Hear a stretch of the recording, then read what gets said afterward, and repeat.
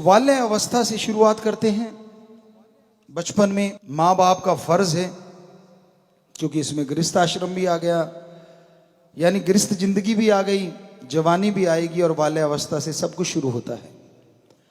तो माँ बाप का फर्ज है कि उन्होंने जीवन में जो अच्छे कर्म करे हैं, दूसरे शब्दों में अपने माँ बाप से, पूरे समाज से जो अच्छी शिक्षा को चुना है, ग्रहण किया है, वो अपने बच्चे को अच्छे संस्कार दें। अगर आप अपने बच्चों को टाइम ही नहीं देते, आप कहते हैं हमारे पास टाइम नहीं है, ये सब आप झूठ बोलते हैं। खाने का टाइम है, पीने का टाइम है, टाइम फिक्स होते हैं आपके, सोने का टाइम है, रफाहत जाने का टाइम है, नहाने का टाइम है। फिर क्या वजह है कि दो लोगों के लिए टाइम आप नहीं देते, अपने बच्चों के लिए और जिसके आप बच्चे हो उस परमपिता परमात्मा के लिए? दोनों ही बातें गलत हैं। आप अपने बच्चों को समय नहीं देंगे तो उनके संस्कार कौन भरेगा? उनको संस्कार कौन देगा? यहां भी वो जाके बैठेंगे। सोहबत संग उनका बुरा भी हो सकता है, क्योंकि आपके पास तो टाइम नहीं अपनी औलाद के लिए।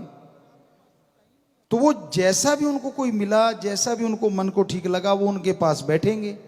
और हो सकता है जिसके पास वो बैठ रहे हैं वो बुरी सोहबत वाला हो, उसके अंदर बुरे ख्याल ग्रहण कर रखे हों उसने, तो वो आपका औलाद, आपका बच्चा बुरी चीज सीखेगा। फिर आप कहेंगे मेरा बेटा ऐसा क्यों है, मैं तो ऐसा नहीं था। गलत बात। क्या आपने अपने बच्चे को टाइम दिया? नंबर अच्छे आने चाहिए। क्यों? आपकी नाक कटती है कम नंबर आने से, पर क्या आपने कभी अपने बच्चे को प्यार से समझाया? क्या आपने लगातार फॉलो किया टीचरों से कि मेरा बेटा कैसा चल रहा है, पढ़ाई में कैसा है? क्या मोहब्बत से उसको सिखाया कि बेटा तू पढ़ेगा तो तेरी जिंदगी बनेगी, मेरे फर्क नहीं पड़ना बेटा, चाहे कैसे भी नंबर ले ले, लेकिन असली बात तेरी जिंदगी का है, तेरी जिंदगी का सवाल है। क्या आपने ऐसा उन्हें समझाया? मेरा नाक ना कटवा देना, मेरे को शर्म आएगी, मेरे बच्चे के कम नंबर आ गए, मेरे को ये होगा, मेरे को वो होगा। अरे तेरे को ही होगा। कान पकड़ने का तरीका यूं नहीं तो यूं भी पकड़ सकते हो। अपनी औलाद को समझाओ कि बेटा ये तेरी जिंदगी की नींव है, इस पे तेरा महल खड़ा होगा। आज अगर अच्छे नंबर लेगा तो आने वाले टाइम में समाज आपको सैल्यूट मारेगा, और कम नंबर लेगा बेटा मेरे लिए कोई फर्क नहीं पड़ता, लेकिन तेरी जिंदगी में जो तू बचपन में, जवानी में हासिल कर सकता है वो बुढ़ापे में हासिल नहीं हो सकता। इसलिए आज समय देना बेहद जरूरी है अपनी औलाद को। और बच्चों को क्या चाहिए? बच्चों को बचपन में, जो छोटे बच्चे हैं, एक ऐसा साथी चाहिए, एक ऐसा दोस्त चाहिए जिससे वो खुल के बात कर सके। पर आप तो उनको आंखों से डराते हो, थप्पड़ों से डराते हो, गालियां दे के डराते हो, कईयों को देखा गालियां देना सिखाते हो। तेरा अंकल आया रे, फलां वाली दे के दिखाना। बच्चे को गालियां देना सिखा रहे हो, ये क्या चीज है? और बड़ा फक्र महसूस करते हो, देखा मेरा बेटा। पर कुछ दिन बाद जब आपको सरकाएगा तब क्या होगा? देखा है हमने अपनी आंखों से। तो बच्चे को अच्छी शिक्षा दो, अच्छे संस्कार दो, ये बेहद जरूरी है। परमपिता शास्त्र नाम श्याम मस्तान जी दाता रहबर ने सर्वधर्म संगम सच्चा सौदा बनाया। उन्होंने हमसे 6 महीने अपने उस ओम दाता रहबर, जो उन्हीं का नूर वो खुद बन के आए, उनकी इबादत में समय लगवाया।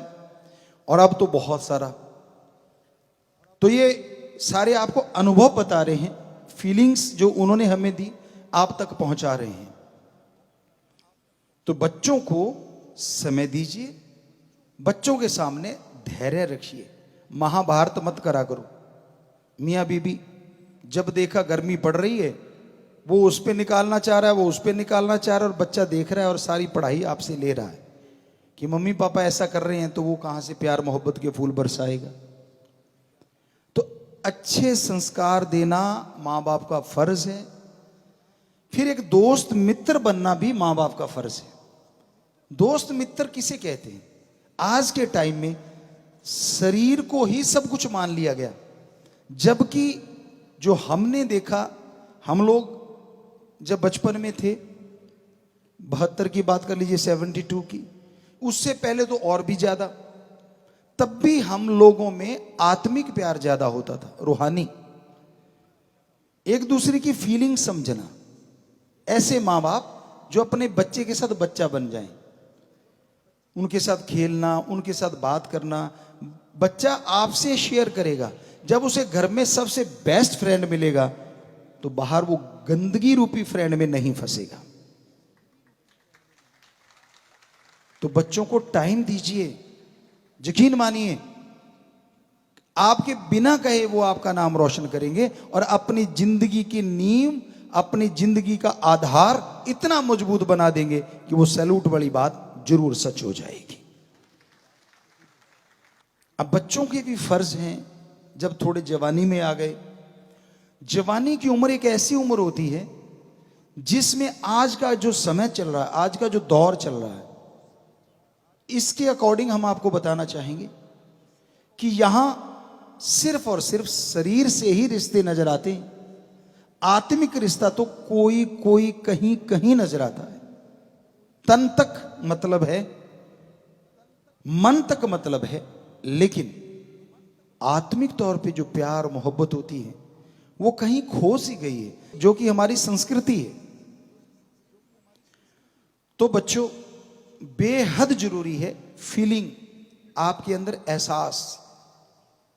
कैसा एहसास? उदाहरण देते लगता तो अजीब है, फोन जब आपके पास नहीं होता उसकी कमी का एहसास। जब आप कोई गेम नहीं खेल पाते बैठे बैठे, या आपके माँ बाप आपको उस गेम के लिए अप लोड करने के लिए या यूं के लिए अपग्रेड करने के लिए पैसा नहीं देते, तो वो जो गुस्से की फीलिंग, वो जो कमी की फीलिंग आती है ना, उससे कई गुना बढ़ के फीलिंग होनी चाहिए आपके अंदर अच्छे संस्कार ग्रहण करने की। यकीन मानिए, हम आज भी स्टूडेंट हैं 100% अच्छे कामों के। अपनी लाइफ में कोई भी बुरा कर्म परमपिता परमात्मा सतगुरु मौला जानता है, हमने नहीं किया। ना नशा, ना बुराई, ना चख के नहीं देखा हमने, या मांस अंडा, कोई भी बुरा कर्म। लेकिन अच्छा कर्म ऐसा कोई भी नहीं जो सीखने की इच्छा ना रही हो या जुनून ना रहा हो, चाहे वो दुनियावी चाहे वो रूहानी। हम जब छोटे से थे तो आसपास परिवार थे, बहनें थी, सारे कुछ एक परिवार थे, थोड़ा छोटा सा गांव था। लड़कों वाले तो काम करते ही करते थे और बहनों से भी कंपटीशन रख लेते कि तू कोई ज्यादा ही बनती है, जो तू कर सकती है हम भी कर लेंगे। तो वो खेस दरियां बुना करते थे उस समय, बैग बुना करते थे, हमें आज भी याद है। उस बैग पे मोर डालना, तोता डालना, मैना डालना, कुछ एक चीजें हमें आज याद आती।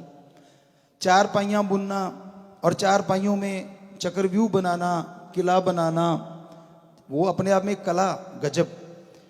तो खेस दरियां बुनना, तो कहते रहे तू कैसे बुन लेगा, हमने साइड पे हट, क्योंकि हम देख चुके होते थे कि बात ही कुछ नहीं है, इतने धागे छोड़ के ऐसे निकालना है ऊपर से, इतने धागे नीचे से, और ये ऐसे, और पंजे से ठोक देना है, इसमें कौन सा इंजीनियरिंग करनी है। तो बड़ी हैरान होती कि भाई तू किससे सीखा है। हमने कहा आप लोग हो ना, कहते हमने कब पूछा तक नहीं। हमने कहा हमने देखा तो आपको ही है। उनको यकीन ना आता, आप सच बोल देते, ना मानो नहीं मानते। तो इस तरह बच्चों, हर आपके आजू बाजू में जो अच्छे कर्म करता है वो आपका गुरु है। पहला गुरु, हमने एक भजन भी बनाया इस बार, कि जो पहला गुरु होता है वो मां होती है। पहला गुरु उसके गर्भ में रहते हैं, और उसके गर्भ में रहते समय मां के जो विचार होते हैं वो आपके अंदर भरे जाते हैं। ये साइंस भी मान चुकी है, और महाभारत काल में अभिमन्यु भी इसकी बहुत बड़ी मिसाल है। तो पहला गुरु मां, जो आपको शिक्षा देती है, संस्कार गर्भ में ही देने शुरू कर देती है। कैसे देती है वो मां पे डिपेंड करता है। अगर वो गालियां ही देती रहती है, खाना बनाते टाइम भी आप उनके पेट में हो, गर्भ में हो, मेरी सासू मर जाए, फलाना मर जाए, धिंकड़ ये हो जाए, तो आपके अंदर भी वही समान जा रहा है। हाँ, अगर वो राम नाम जप रही है, अच्छे कर्म कर रही है, यकीन मानो आप मां के गर्भ में हो तो वहां से आपका नींव पत्थर रखा जा रहा है, आपके विचारों का, आपके दिमाग का। फिर मां के बाद दूसरे गुरु होते हैं आपके बाप, मां, बहन, भाई, जिससे आपने खाना सीखा, पहनना सीखा, बोलना सीखा, लुढ़कना सीखा और चलना सीखा। पर एक का जिक्र रह गया, सबसे बड़ा गुरु होता है सतगुरु, जिसने आपको गर्भ में अपनी उंगली पकड़ा के बेइंतहा तकलीफों से बचा के रखा। वो ओम, अल्लाह, परमपिता परमात्मा, जो भी नाम ले दीजिए। क्योंकि गर्भ, आप योगा वाले अगर बच्चे बैठे होंगे तो वो जानते गर्भासन कितना मुश्किल है, और इसमें गोल्ड मेडल कितने सेकंड में मिल जाता है। पहले 15, अब शायद 25 सेकंड। अगर आप कोई भी आसन, जो टफेस्ट आसन होते हैं, वैसे बात करते हैं कि गर्भासन अगर आप 25 सेकंड करोगे तो मोस्ट की उसमें कंपन नहीं होनी चाहिए। बिल्कुल स्टिल अगर आप कर गए तो गोल्ड है, थोड़ी सी कंपन आ गई तो सिल्वर है, थोड़ी ज्यादा कंपन आ गई तो ब्रॉन्ज मेडल है। कितना? 25 सेकंड। और आप कितनी देर रहे हो गर्भासन में? कम से कम 8 महीने। वैसे तो 9 महीने, लेकिन बॉडी बनने में और उस चीज आने में 2-3 महीने तो लग जाते। तो उतनी देर 25 सेकंड में आपका धुआं निकल जाता है, करके देख लो। और 8 महीने 7 महीने अपने आप ही काट के? नहीं भाई नहीं। उस समय पहला गुरु, जो सबसे बड़ा गुरु है, वो राम, वो परमपिता परमात्मा सतगुरु आपकी उंगली पकड़े हुए था, आपको शक्ति दे रहा था कि उस आसन में आप रहें। तो इस तरह फिर थोड़े आप बड़े हुए, आपके यार दोस्त मित्र अगर माँ बाप बन गए तो पूछिए मत। बहुत बढ़िया बढ़िया आपको उन्होंने टिप्स दिए होंगे, बहुत बढ़िया बढ़िया गेम आप सीखे होंगे, स्वस्थ बने होंगे। यार दोस्त जैसे मिलते गए वो भी आपके गुरु उस्ताद बनते गए। कुछ ना कुछ जो आपसे बड़े वाले थे उन्होंने आपको सिखाया। फिर पढ़ाई आप करते हैं या आप गेम सीखते हैं, वो टीचर मास्टर भी आपके गुरु बने। और फिर आप बड़ी उम्र में आ गए या बचपन में संत पीर फकीर से मिल गए। अब ये दोनों जहाना को गुरु मिल गया, जो दोनों जहानों की आपको शिक्षा देगा। ये जहान भी संवर जाए और अगला जहान भी आपका साथ के साथ ही संवरता जाए। पर आपको कैसे पता चलेगा कि मेरे जहान संवर रहे हैं?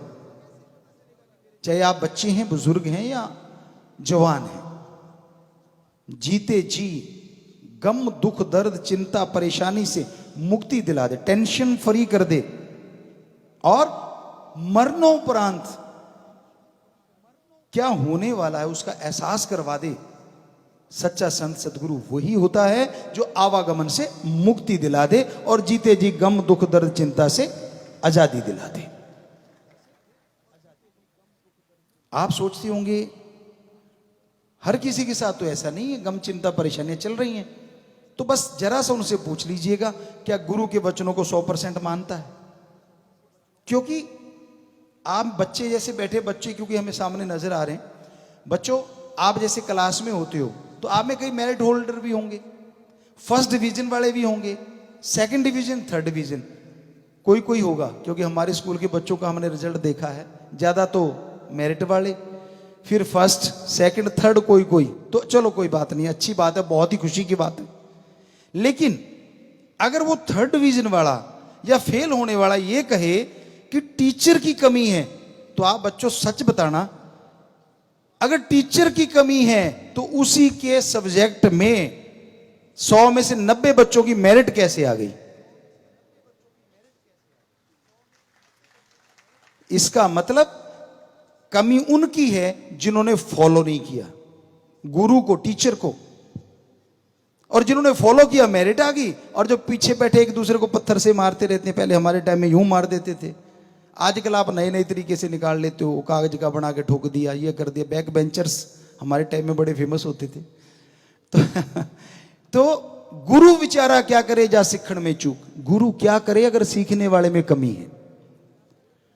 सो कहने का मतलब आपको भी अच्छी अच्छी चीजें कैप्चर कर लेनी चाहिए। हर आदमी के अंदर अवगुण कितने भी हो मत देखो, ये देखो उसके अंदर गुण कौन सा है, और आप ग्रहण करते जाओ। यकीन मानो गुणों की खान बन जाओगे आप। आज की जवानी में नशा करना, फ्रेंडशिप टूटना बनना, उस पे पार्टियां करना, गंदे गाने चलना सुनना आम बात है, ये कॉमन बात है आज के युग में। लेकिन सब कुछ होते हुए भी जो बच्चा आज के युग में नशा नहीं करता और पढ़ाई में फर्स्ट डिवीजन मारता है और अच्छे संस्कार हासिल करता है, वो अपने आप में बेमिसाल है। वो अपने आप में अलग है। बाकी तो कॉमन सी चीजें हैं, क्या खास बात है। तो क्या आप कॉमन सा रहना चाहते हो या अपने आप को सबसे एक अलग उदाहरण बनाना चाहते हो? क्या दूसरों के पद चिन्हों पे चलना चाहते हो या खुद ऐसे पद चिन्ह बनाना चाहते हो जिस पे दुनिया चले बाद में? ये मौका है आज आपके हाथ में कि ऐसे पद चिन्ह बनाओ बच्चों कि आने वाली दुनिया आपके पद चिन्हों पे चले, ना कि आप किसी के पद चिन्हों पे चलो। इसमें बताइए हमारा क्या लाभ होगा? आपके मां बाप का नाम होगा, आपका नाम होगा बेटा, लेकिन आप नहीं जानते हमारा तो पहले खुशी से सीना चौड़ा हो जाएगा क्योंकि हमारी भगवान की औलाद तरक्की कर रही है। कहने का मतलब तो ये बच्चों को करना है और पहले बताया कि ये मां बाप को करना है।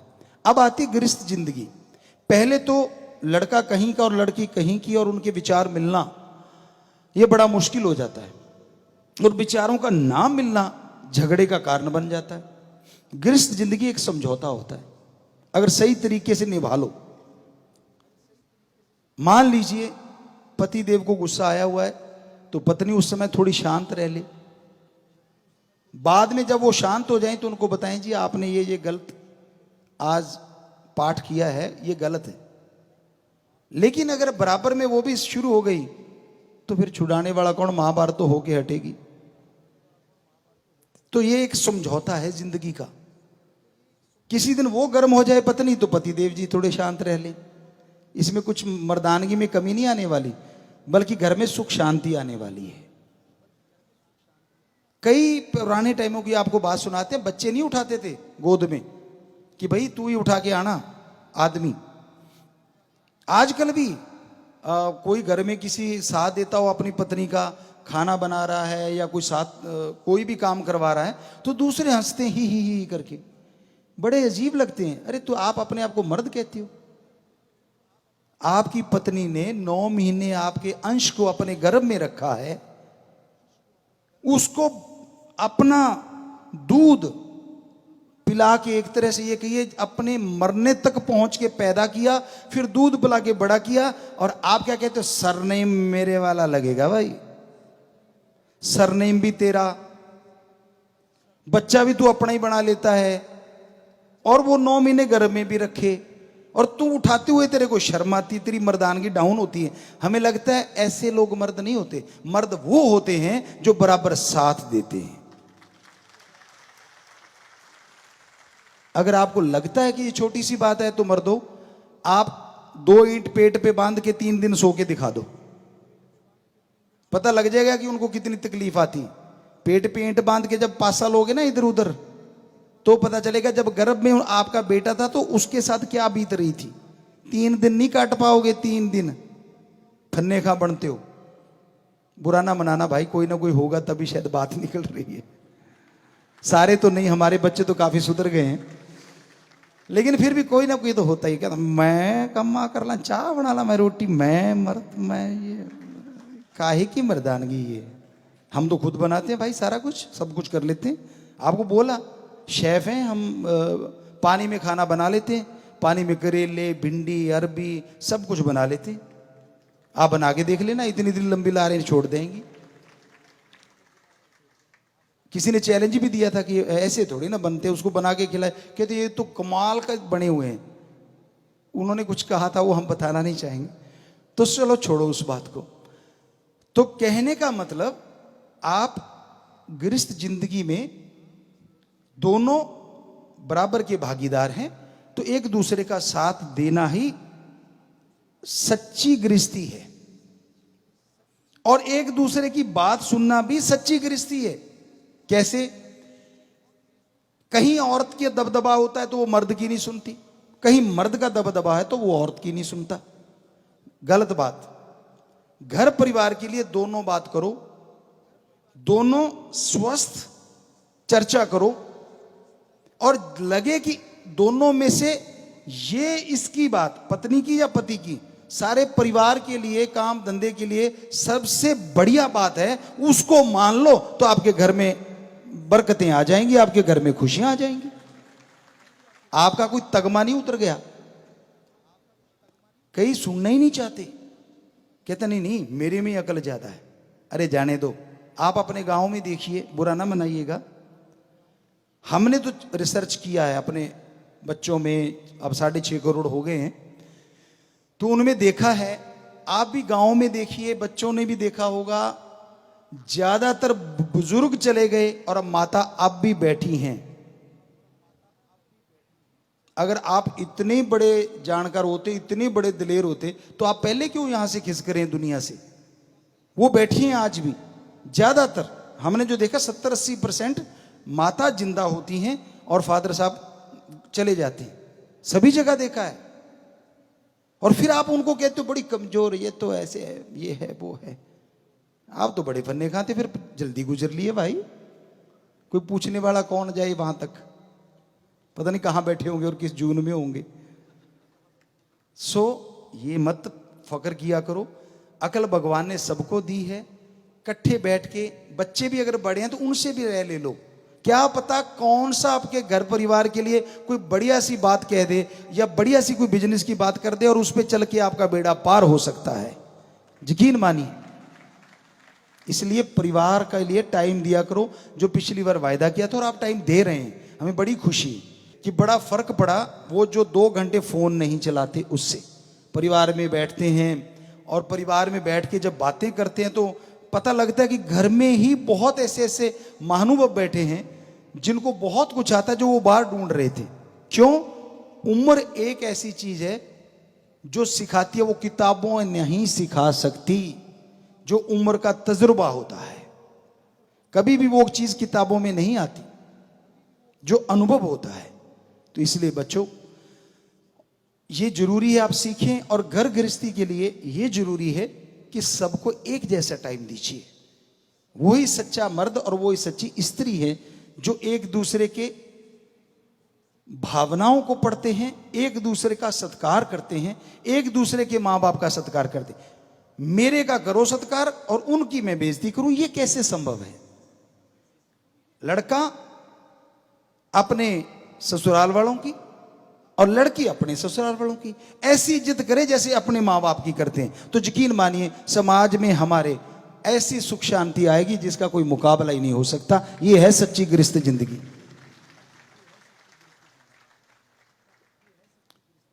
पर मशहूर है, कहते हैं जी, कहते हैं अपने गांव का तो गधा भी अच्छा लगता है और दूसरों के गांव का आदमी भी नहीं अच्छा लगता। ये बुरी बात है। गृहस्थ जिंदगी समझौता इसलिए हमने कहा कि कई बार ऐसा होता है, मान लो एक बिजनेस कर रहा है और एक घर में काम कर रहा है, तो बिजनेसमैन या नौकरी पेशा आदमी घर में आता है, उसको लगता है मैं ही ज्यादा काम करके आया हूं। तो कभी चेंज करके देख ले भाई, तू घर का काम संभाल ले और उसको नौकरी वाला टाइम दे दे। एक दिन तू फ्री होके नौकरी वाला काम करके आ, तेरे को खुद ही पता चल जाएगा कि जितना तू कर रहा है हो सकता है वो घर में रहती तेरे से ज्यादा काम कर रही हो। फिर तू रोब क्या जानता है भाई आके, मुझे पानी नहीं दिया, मुझे फला नहीं दिया, मैं आया थक हार के। नहीं, वो बेचारी क्या करे बैठी थी, तेरे लिए खाना, चाय, दूध, पता नहीं क्या क्या सारे इंतजाम, कपड़े, ये वो। आज चलो मशीनें आ गई, मशीनी युग है, पर काम तो बेचारे वो भी करते हैं। पर जरूरी नहीं कि सारे करते हो, अमीरों में तो शायद ये चीजें नहीं है। वहां तो कोई नौकर लगा लिए, ये लगा लिए, वो लगा लिए, सिर्फ चलो वो बातें नहीं छेड़ते जो नहीं छेड़नी चाहिए। तो हमारा कहने का मतलब, दोनों को बराबर एक दूसरे का सत्कार करना चाहिए, पति पत्नी को। यही सच्ची गृहस्थी जिंदगी है। और हो सके तो समेत बच्चों के सुबह शाम अपने परिवार के लिए टाइम दीजिए, और जिसने आपके परिवार को सुखी रखना है उस ओम राम के लिए, परमपिता परमात्मा के लिए टाइम दीजिए, ताकि वो आपके आने वाले बुरे टाइम को भी अच्छा बना दे और आपके परिवार को खुशियों से माला माल कर दे।